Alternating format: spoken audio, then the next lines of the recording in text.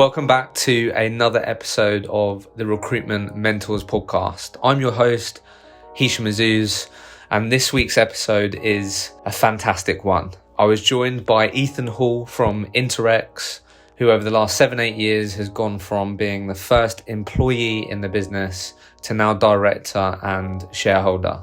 He's always been in contract recruitment, and every single year he has leveled up his performance. It's been tough, it's been challenging, which we absolutely talk about in this episode, but we also talk about how he was able to break 1.5 million in billings last year and how he's even broken that record already this year. Ethan is someone that's inspirational, hardworking, and I'm so excited for all of you to learn from Ethan's journey so far. Enjoy. Ethan, welcome to the podcast. Thanks for having me. Pleasure to be here. Really excited for this one. I'll probably say that for most episodes, but having sat down with Jamie previously, and now obviously sitting down with you, one of the success stories of Interrex, being his first hire, being the top performer. I know a lot of people are going to be very interested in how you got there, the challenges along the way, and what you had to work through. But what we always like to start with, and what I'd love to get your sort of take on is, from your perspective, in your opinion, what characteristics and traits do you believe make up a highly successful, high-performing recruitment consultant in today's market? Well, what an intro. Thanks for that. Yeah, look, I think there's quite a lot of traits. I don't think there's like one single word you can explain of why someone would be super successful. It's such a competitive market nowadays, but I think in my case, I believe the reason why I've been quite successful is that I've been very obsessive.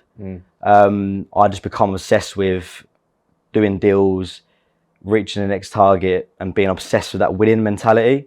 And I've just always been super disciplined. Even from a young age, I've been very focused on what I want to achieve.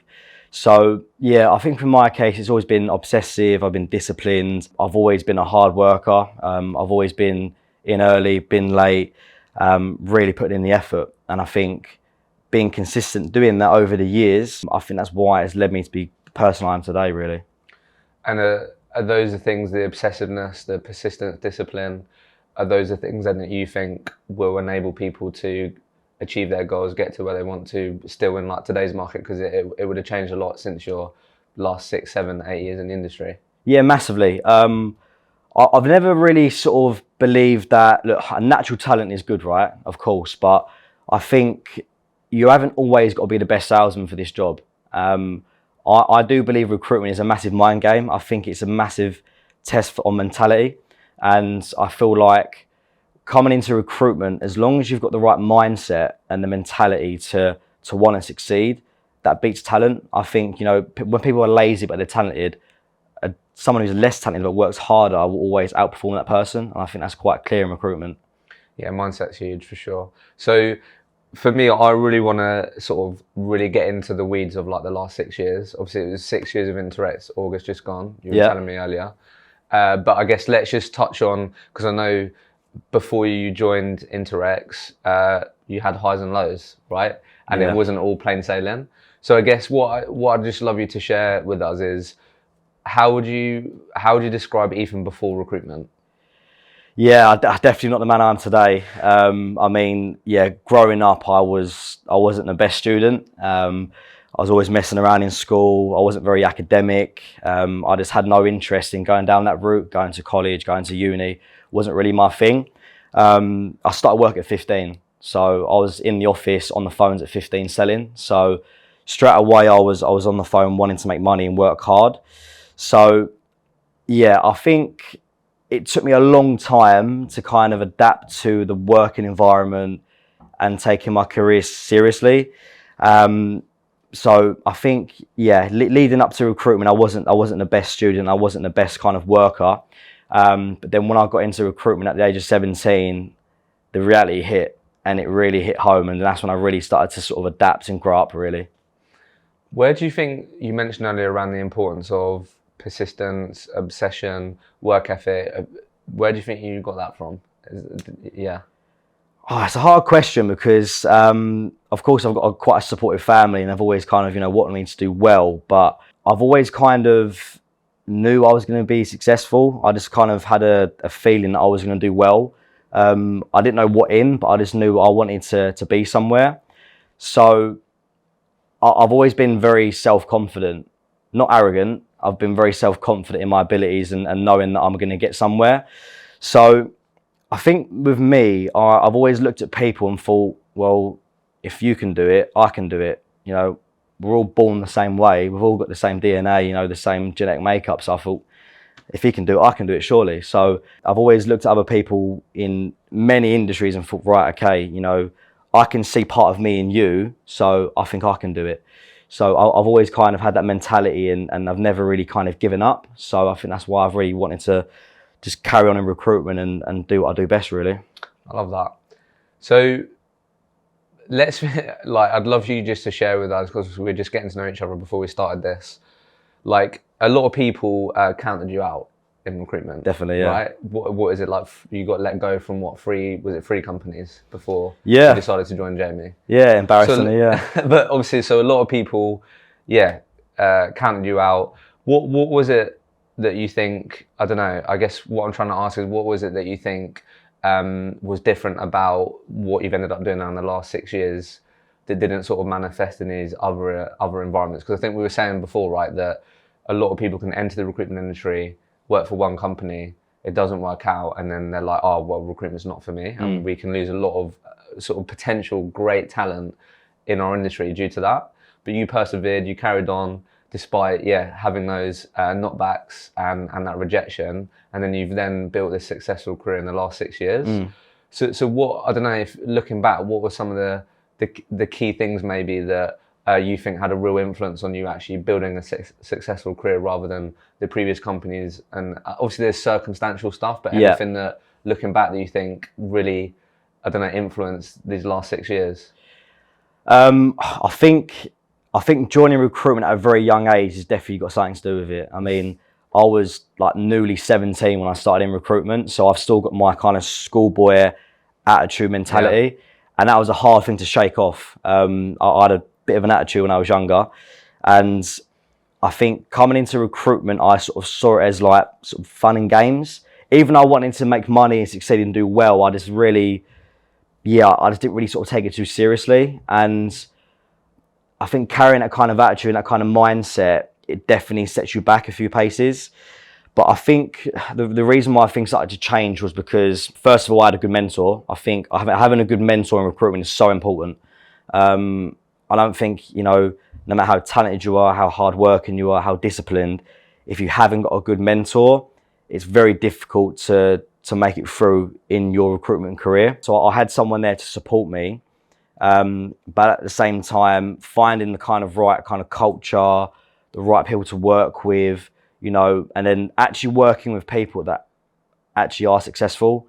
There's a lot of people in recruitment where, you know, they're kind of working like they've got a 9-to-5 mentality, you know, they're just happy getting the paycheck, you know, their life is very just, it's not really moving forward in the right direction. And when you're working around people that aren't really succeeding in recruitment, the reality seems very far away, because if you're looking at people that aren't really successful, you're thinking, well, okay, I've got no one to compare to, I've got no one to compete against. So naturally, when you're in that environment, I think it makes you take a step back. So the moment you go into an environment where you're working with high performers and people that are really successful, you want to drive towards that. And I think that was a big part of it for me. I was in the right culture, the right environment, I had a good mentor, and then a light bulb kind of just switched and thought, right, okay, like I need to switch on here.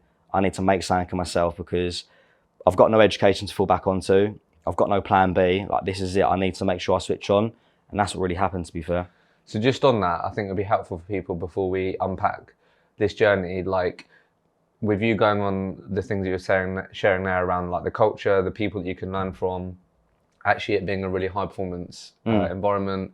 What would your advice be to people who at the moment are interviewing at different companies or are looking at different recruitment companies? What would you say to them that you think would be good advice to help them identify the right types of cultures that they want to be part of?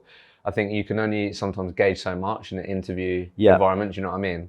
So I feel like for people, a big part of it can be overwhelming. There's so many recruitment companies. So thinking with what you know now and like how impactful that's been, what would you say to people that could be good advice on trying to find out, like in that interview environment, maybe good questions or things to make sure you always ask that's going to give them more confidence that they're going to end up in a culture that's going to enable them to thrive?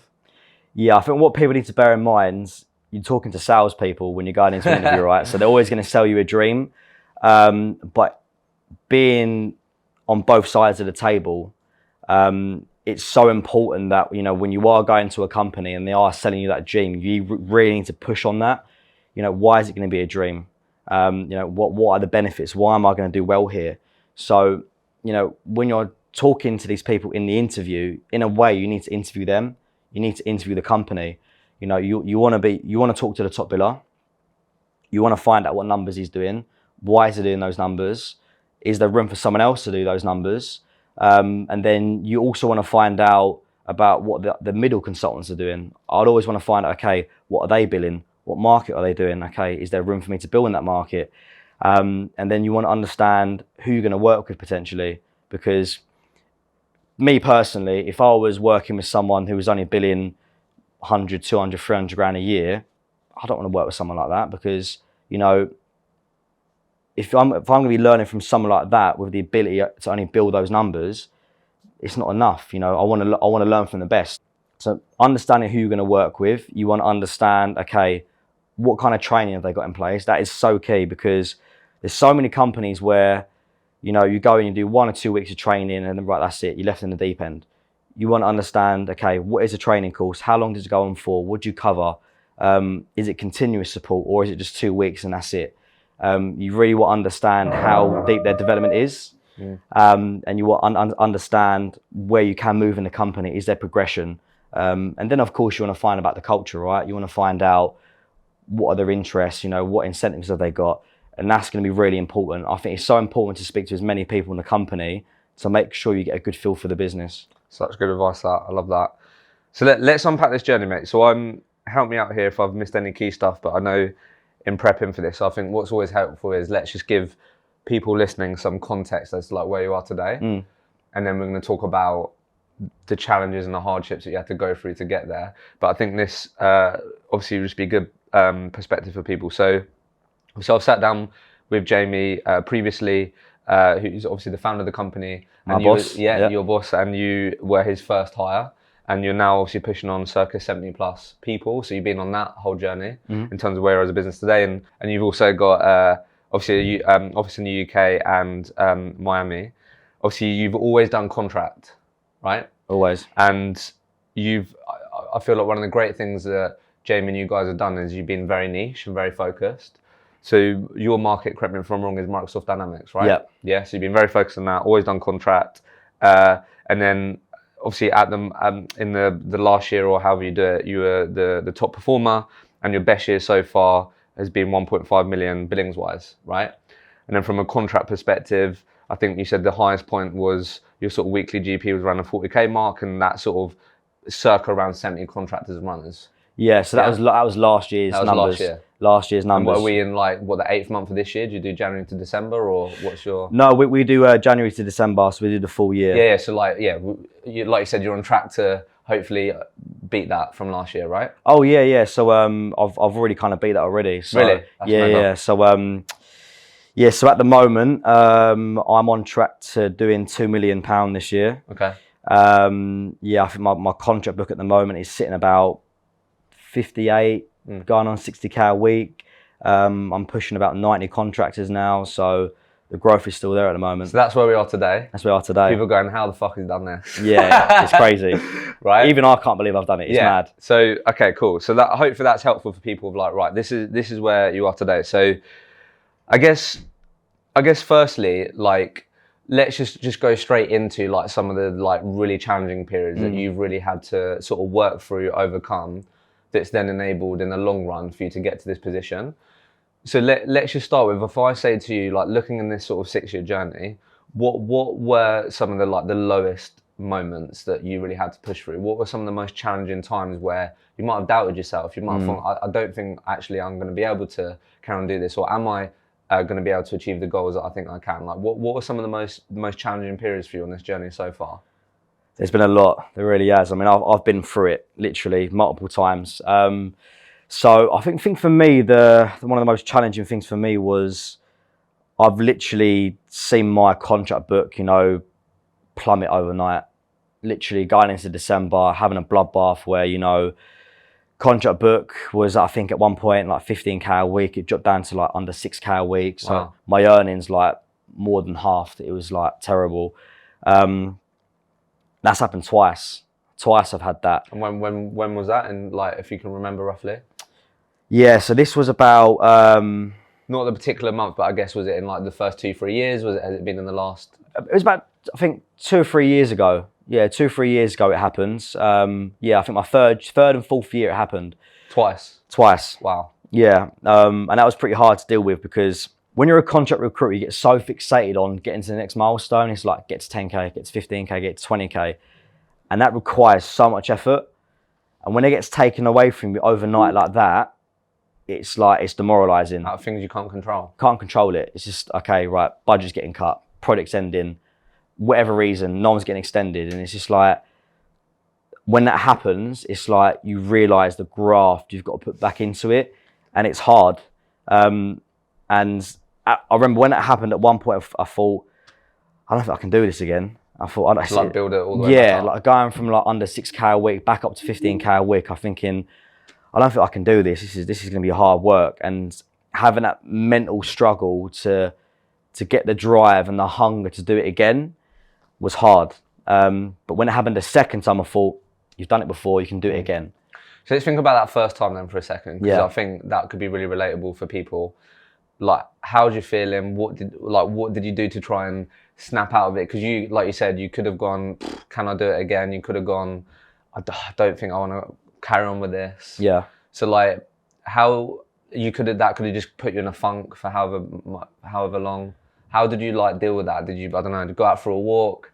Did you go straight down to the pub? Like, how did you actually like deal with it and go and sort of come to the realization of like, you know what, I'm gonna crack on and do this again? Yeah, don't get me wrong, like I was low for at least a week. I'm thinking like, yeah, my head was all over the gaff. I didn't know what to do. I was thinking, right, okay, is recruitment right for me? Am I really going to get the life I want to get from this? I've put all the hard work in. Why has this happened to me? All these thoughts are going through my head. And it took me about, at least a week to get my head straight. It really did. I had a few conversations with Jamie, and I was like, right, okay, look, like, this is really shit. Like, what can I do? He gave me the support. It's happened to Jamie before. Overnight, your book's down. It's happened to him before. So leaning on him, getting advice from him, thinking what I can do, going back to the basics, starting over again, setting a plan and going at it. And that was really, what the focus was. I take a week, get over it, cry about it, whatever you need to do. But then once you've done that, you need to get a plan in place and go at it again, because it's a cliche, but recruitment is a roller coaster, right? It's especially contracts. It really is. So you're going to get ups, you're going to get more downs and ups, 100%. But it's the way you learn from that and how you take that experience and use it to your ability. But yeah, I think luckily I had good support and luckily I managed to get my mindset in the right place. No, I appreciate you sharing that. Like, yeah, it wasn't an overnight thing and it was a week. And then, so it sounds like I was going to ask you what would be, if someone listen to this right now is going through that, what you would advise their first step to be. But it seems like get out of your head and then get back to the things that you can control, which is what's my plan, what I'm going to do, and those things, right? So I guess I'd be interested to hear, like, with it happening a second time, obviously that's hard, but you've now got something to point to as to, I got out of it once, I can do it again.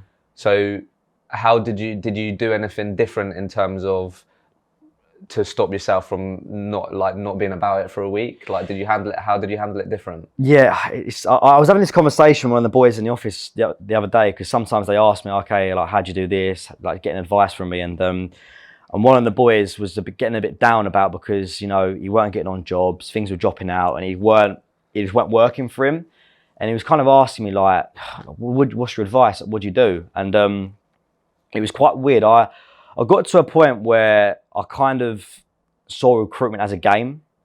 I used to get quite emotional about it. Like, I got really angry, get really fuming about it, and I just really let it affect me and play with my emotions when things weren't going my way. But then, when you've been in this industry a long time, you sort of laugh about it because it's like, it happens. You know, it's cliche. Things always drop out. You know, there's always kind of mad reasons why things don't work. And when you've been in industry a long time, you kind of notice there's a pattern, and you start to realize these things happen. They're out of your control most of the time, and you've got to get on with it. And I think once my mentality sort of changed of like, look, this is a game. It goes, you're going to get wins, you're going to get losses. It's about learning from it and moving forward, because if everyone was getting wins and everyone was doing well, everyone would be millionaires. And I sort of told myself, this is a test. You know, this is a test against you not doing well. This is a test to sort of prove, right, do you really want it? Do you deserve it? This is going to happen. And when I sort of told myself, these are just tests to prove, you know, do you really want it? Are you going to succeed? Once I got the mentality, I thought, okay, sweet, this is fine. Learn from it. This is just a test, move on from it. So you took the emotions out of it, it sounds like. Took the emotions out. You have to, because it's an emotional job. If you let it, this job is, like I said before, you need a strong mentality. And if you've not got a strong head on your shoulders, this job will destroy you 100%, because there are so many ups and downs, and you need to cope with that. And I think once you get into a mindset of, this is the game, this is the industry, just flow with it. Once you get in that mindset, things become a lot easier, and you've got a much more clear head to move on from things. Do you have any like mantras that you live by? You know, those things, like people like these things like, we go again, no one's died. Yeah, like, I'm not like, I know there's a lot of people that are into like meditation, affirmations and things like that. I'm not really into that kind of stuff. Do you have like a saying when it's like, right boys, we go again, we should be knocked back? It's fine if you don't, but it seems like a lot of people do. Yeah, like, I mean, look, shit happens, right? It is what it is. Like, it's sales. Like, it is sales. It's the way of the world.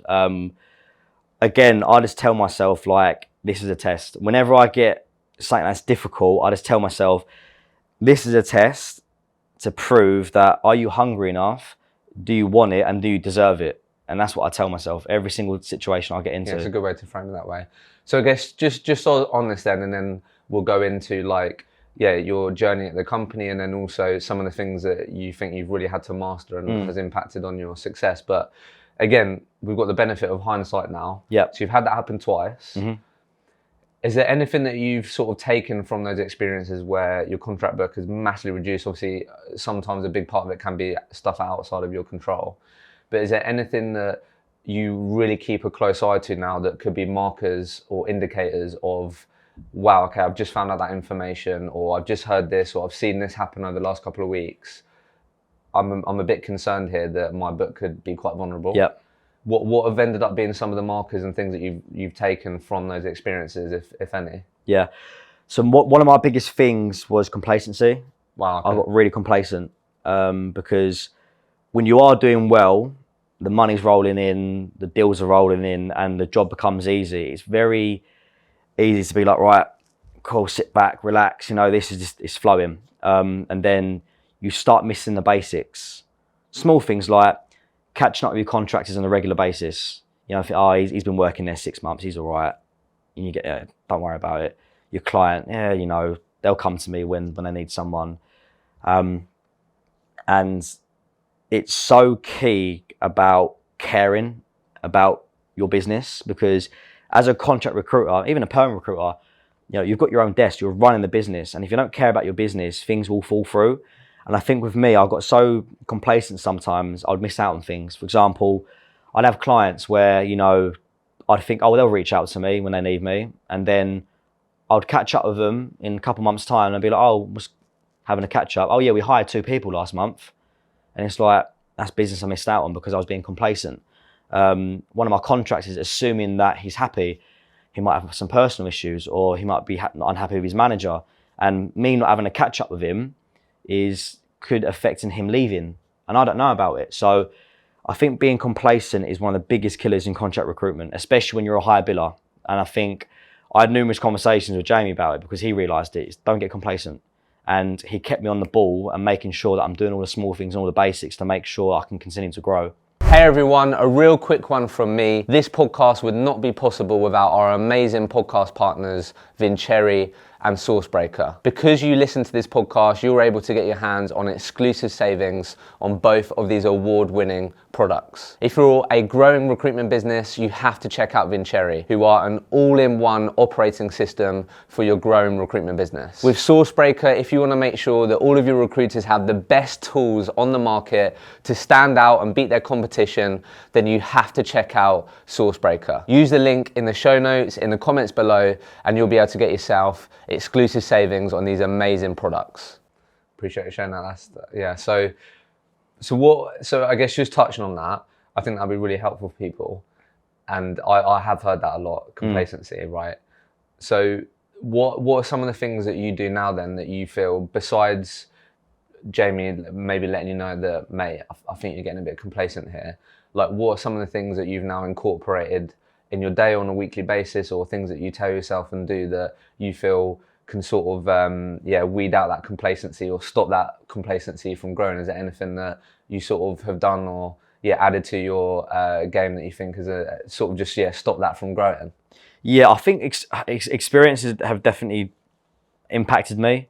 Again, I've been doing recruitment 8 or 9 years now, right? So I've kind of been through a lot, and I think the pain of sort of, you know, seeing your book fall down to like over half overnight, and, you know, having to build that money back up again and building up that contract book, I think that is a big pain for me. And the thought of my book like going overnight is, it's a killer. And I think, so you remind yourself of that? Yeah, reminding myself of, you know, the graft it put. No one likes to graft, right? You know, everyone would love to be lazy. No one likes to work hard and graft. And I think knowing that, going back to that, okay, I've got to graft, I've got to hit the phones. I think that's what it's like. I don't want to be doing that. I'm in a good place right now. I don't want to be doing the extra hard hours. I don't want to be working 14-hour days every week and starting over again. I think that has pushed me on to be on top of things. But I think for me as well is I've always written things down. You know, all my important topics, I write it down. And if it takes me a month, 2 months, 3 months to complete it, so what? As long as I'm chasing it every day and it's there and I'm noting it down, that has helped me as well, staying on top of things and not being complacent. You know, even it's like catch up with John, catch up with him, whatever it is. It's just small things like that to make sure that you aren't being lazy and being on the back foot. That's the key things that I sort of do, really. Okay, right. So let's get into, I think what people will be really keen to hear about is sort of, again, taking a step back, some of the things that you think you've had to do like really well. So I think I remember taking note of this when we were preparing for this. I think this was sort of an interesting insight. So let's just now sort of focus and talk about some of the things that you think have enabled you to be successful beyond like putting in the graft, persistence. People obviously, really want to understand just more of like the day-to-day, what it looks like. You're like, when we're saying doing the basics, what does that look like? But something that you said to me in preparation for this was, you said one of the things that you avoid, I don't know how long this has been, but you avoid the UK and the markets you operate in. You said, look, I do business in most countries, not the Australian market because of time zone challenges, but you, I don't know how long period, but you avoid the UK and then obviously work in different parts of the world. Talk to me about why you feel that way about the UK market. I feel like that would have influenced. Yeah, it's not what it used to be. So when I started in recruitment, I was 17 a while ago. I'd done the UK market, and it was a good market because, you know, you didn't have IR35. And for people that don't know what it is, research it, because if you're doing contract recruitment in the UK, you need to know about, because it basically makes it impossible to work with contractors in the UK and make contract deals. That was a massive killer. I knew some UK contract billers that had like 15, 20K a week books, and literally when that policy come out, it went to zero overnight. Wow. Literally. So that killed the UK market. That's a big reason why. And another reason why is because you've got more than 45,000 recruitment companies in the UK, and they all do the UK market. A lot of them so do, yeah. You've got a lot of competition, and no matter how good you are as a salesperson, what solutions you're offering, it's hard to compete when you've got a client who's getting belled 15, 20 times a day. Like, I agree, if you're offering and your solution is great, but it makes it very competitive, and it's just not a market I want to work in. And I think a lot of people watching this can agree that the UK market has lost their golden years. It has. And international is the way forward now, 100%. So talk to me about, we won't have to go into all the details, but like thinking of you achieving the numbers that you're going to this year, like how diversified is that? Like, is that spread across like, Europe, Asia, these things? Like how sort of diversified has it ended up being in order for you to do the sort of numbers that you've been doing? Yeah, like, it's quite diverse, to be fair. I mean, my majority of my contractors are across mainland Europe. Mainland Europe, okay. But I have got some contractors in the UK. I have. It's not my preference, but I have. It's UK, Europe, the Middle East. I've got contractors in Africa, Canada, the US, and also Latin America. So it's really spread across. Yes, that's interesting, because I think that also sort of, I think that's good education for people on their strategy on how they can grow their contract books, right? Like you mentioned a few different places there, which I'm assuming, enables different opportunities to grow it, right? Rather than just being specific to one place. Yeah, definitely. So what I'd love to hear your take on then is like, from your point of view, like what is it? I don't know, it might be 1, 2, 3 things. Like, what is it that contract recruiters have to master to sort of achieve the sort of things that you've been able to achieve and will continue to? What is it that you believe they have to master? We can go granular here. Like, what is it that people have to master, do you think?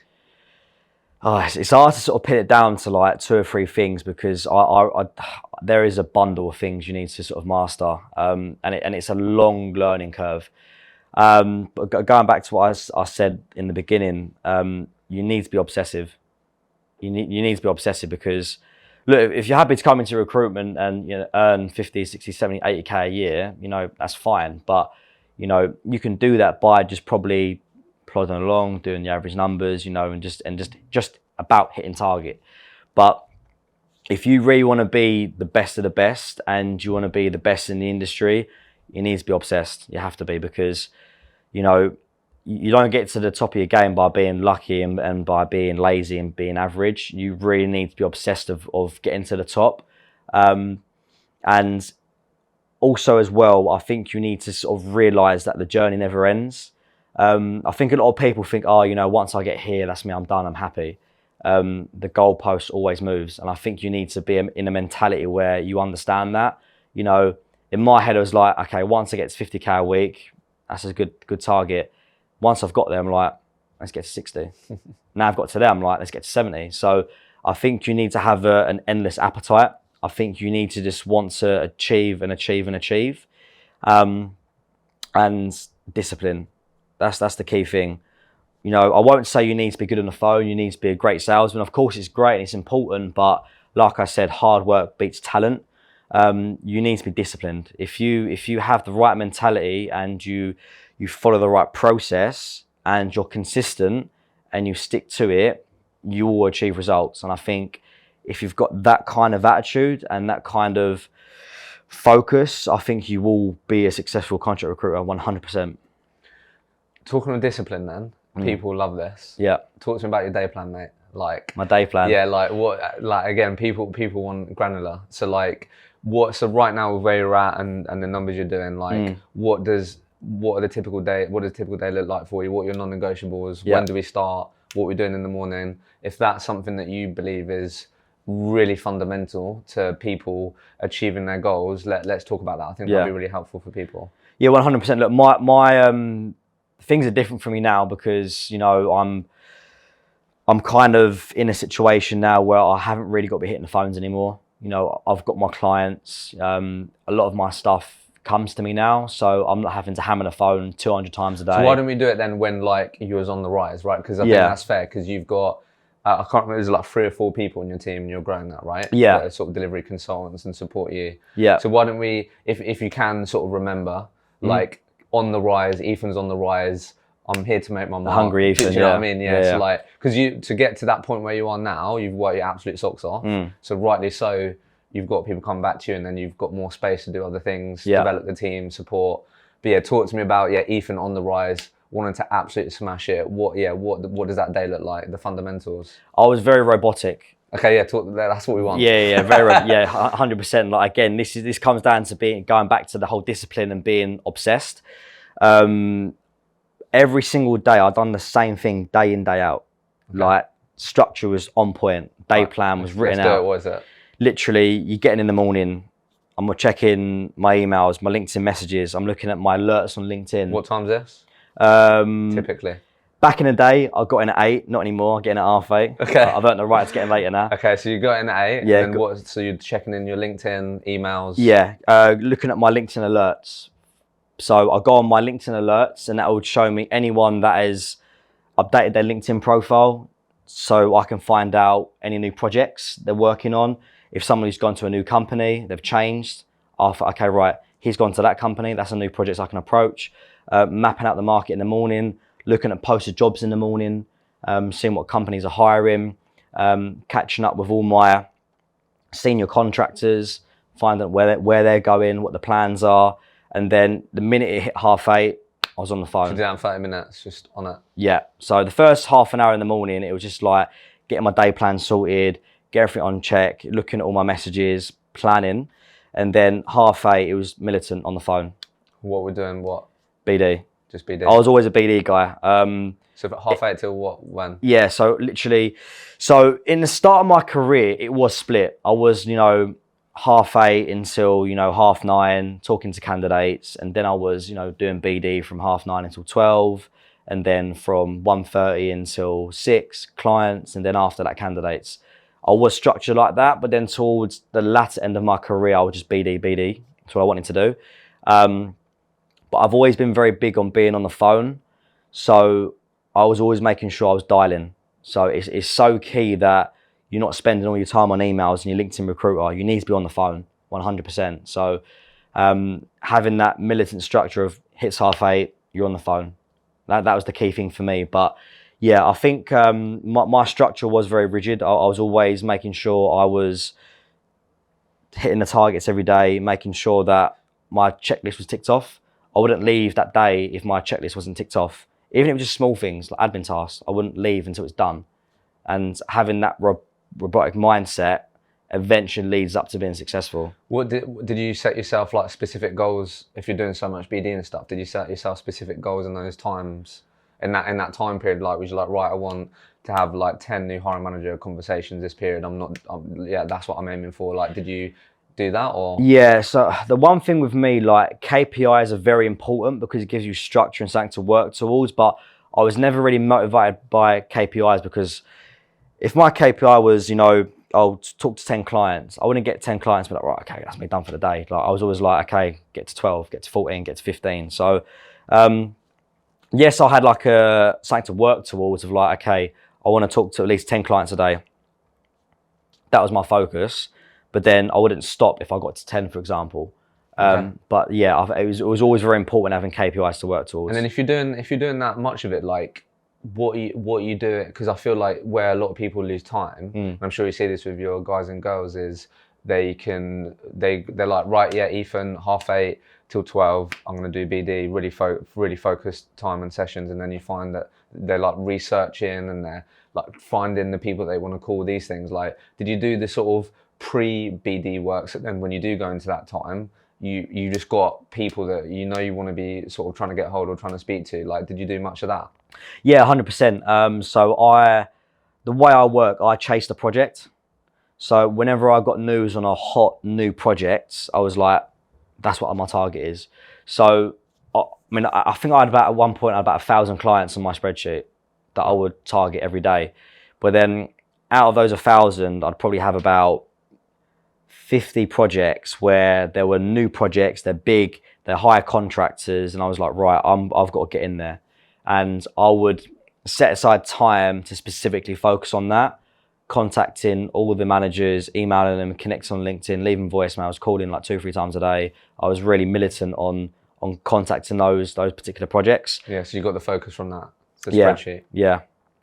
And then how did you typically get this information? Is this through your candidate network typically in terms of there's a lot of ways. But with me, I would spend an hour, sometimes even 2 hours every evening mapping out the market. So what I would do, I would go onto LinkedIn. I would run a search of my market. So I do dynamics. So I'd run a search in dynamics and I would strip every single profile on LinkedIn that has Dynamics in their profile, and I would go, right, okay, that company uses Dynamics, I note it down. And I would target every single company and go at them. So it all come from my LinkedIn projects and my searching, stripping the CVs, talking to contractors, finding out where they're working. That's a key one, because if you're talking to a contractor and he's told you, I'm working for Barclays Bank, you know that Barclays Bank hire contractors, they're running the projects, it's in your market, and that's an angle. And especially, you know, if it's a contractor you know very well, it's an angle for you to potentially get introduced by that contractor as well.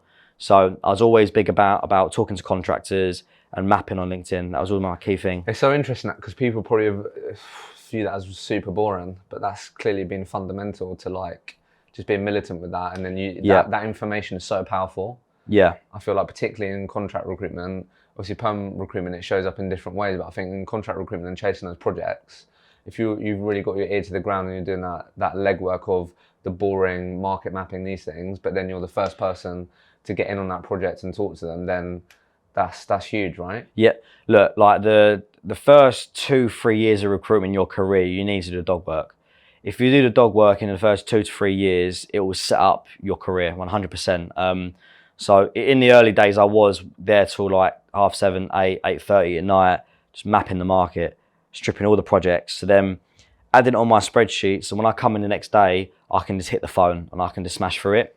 And that was a key thing for me for building up my numbers and just reaching as many clients as possible. So as we come towards the end here then, mate, talk to me about, obviously you've been on this, I was catching up with a friend the other night who's been on a sort of similar journey where when we first met, there was like 11 people in the recruitment company you worked for. Now, they're getting close to 100. Obviously you was Jamie's first hire, started in a small office in Loughton, USA. Yeah. And obviously, where you guys are now, office in Miami, like what's that journey been like? Like what has it been like to be part of a company like that? Because I know you guys from whatever I take it externally looking in, like, and the way that you're talking today, you're not settling, you're not getting complacent. No. So like what's it been like to be part of, because I'm sure Jamie sat you down and go, look, this is where we're going, it's big, and it's sort of actually manifested and you're on your way. What's that actually been like? It's mad because literally our first office, you could literally put your arms out and touch the walls. It was tiny. It was literally me and Jamie in his tiny office. And from day one, we've always had this vision and spoke about the vision of where the company's going to go to. And seeing it happen, it is crazy because, you know, you've got 2 young Essex lads in a small office, grafting away, and then fast forward 6 years, we've got a 100+ man office in London, got an office in Miami. It's growing crazy. It's growing really fast. And being part of that journey and seeing the company change and evolve and adapt, that it has been crazy. Scary, but it's exciting at the same time. But you know, it's moving in the right direction, and everything we've said we're gonna do, we've done it plus more. So I'm very confident that everything we're going to set out to do, we're going to achieve because we've already done it with flying colours. So hard work, all the things that you've spoken about today, definitely doing that, and you're obviously making sure that your people have that, but taking a bit of a step back, what do you think has been some of the key ingredients to the recipe of like this company really, kicking on and doing well? Because I think a lot of recruitment companies will say, this is where we want to be in 6 years. Yeah. Not as many get there. So like from your perspective, like taking a step back, what do you think have been some of the key ingredients that maybe Jamie's really tried to cultivate the culture or has sort of manifested in your culture? What do you think those are? It's definitely been the people, 100%. It's, you know, culture isn't built by one person, it is built by a team, and everyone that we've hired, they buy into us, they buy into the company, they buy into the brand. And especially the people that have been there, you know, the last sort of few years or so, they can see where the company's going and they believe it. So I think the reason why we are where we are today is, of course, the people. We all believe the vision. We believe where we're going. You know, we've had the best training you can probably get in the industry. Everyone is learning the proper way how to do recruitment. We're learning how to sell solutions. And the marketing of the business has been very key as well. So I think it's been down to obviously a lot of sacrifice and discipline as well. We've got one of the hardest working sales floors in London. I genuinely believe that. You know, the graft that the boys put in on a daily basis is second to none. And I think when you've got a culture where everyone wants to earn money and do well, it's hard to find that. If you go to a recruitment company in London, like you might get the odds, you know, 1 or 2 guys in the office that are billing like 10k a week, 15k a week. Like we've got 10 plus people that are billing 10, 15, pushing 20k a week. You don't really see that in recruitment. So everyone is super hungry and everyone's got the appetite to do well. And when you've got a group of people with the appetite and hunger to succeed, it's a dangerous thing. So look, I'd love to just sort of end on this really. People counted you out. You wasn't sure what you were going to do. You've worked extremely hard to get to where you've got to. Still young, right? And I think this is one of the amazing things about our industry. Yeah. Like anyone maybe who knew you at the teenager years could have easily said, oh, I'm not sure where he's going to end up, right? Why do you think more young people should choose a career in recruitment? Like I'm really passionate about that. I think a career in recruitment can help so many people in so many different ways. Massively. Beyond even staying in the industry in terms of the skills it equips you with and those things. Yeah. So like what's your view on that, considering the journey that you've been on? Why should more young people choose our industry to work in and choose it as a career? I think recruitment genuinely gives people the keys to really like change their life. In many ways, it can make you obviously a lot wealthier. That's the key thing. It can actually give you a steady career progression. You know, you can go in so many different directions in recruitment. So you're going to get a strong career. You know, you're going to be in an environment where you actually want to go to work in the morning. You're going to be around good people. And you're going to be in a situation where you're going to fast track your career, because by the time people in my school were coming out of uni, I was already making 6 figures and I was already like in a senior position in my company. What other industry can you think of where you've got 18, 19, 20, 21-year-olds that are earning good money, you know, they're senior in the business, they're respected? It's hard to find that. And I think, especially in my case, where I come from a background where I wasn't very academic, I had no interest in school, going to uni, going to college. There's thousands of kids out there that are in the same position as me when I was a kid, where you don't really know where to go, don't know what to do. You know, there isn't really a lot out there in terms of guidance to what you can do after leaving school, because the system ain't really, the way the system is in school, it's like you go to sixth form, you go college, you go uni, you get a professional job in the city, and that's it. But with recruitment, it really gives you the key to really put it all to one side. You know, you use your genuine passion, your hunger, your discipline, all those core fundamental sort of skills that you can be born with, and you can really apply that to recruitment and really make something of yourself. And that's why I think recruitment is such an amazing industry for young people. Love it. Ethan, it's been an absolute pleasure. Kudos to you, mate. Really enjoyed that. Thanks for having me. Appreciate it. Thank you very much. Mate. Thank you so much for listening to the episode. I hope you enjoyed it and got value from the conversation. If you did enjoy it, please don't forget to like, share and subscribe, and we'll see you in the next episode.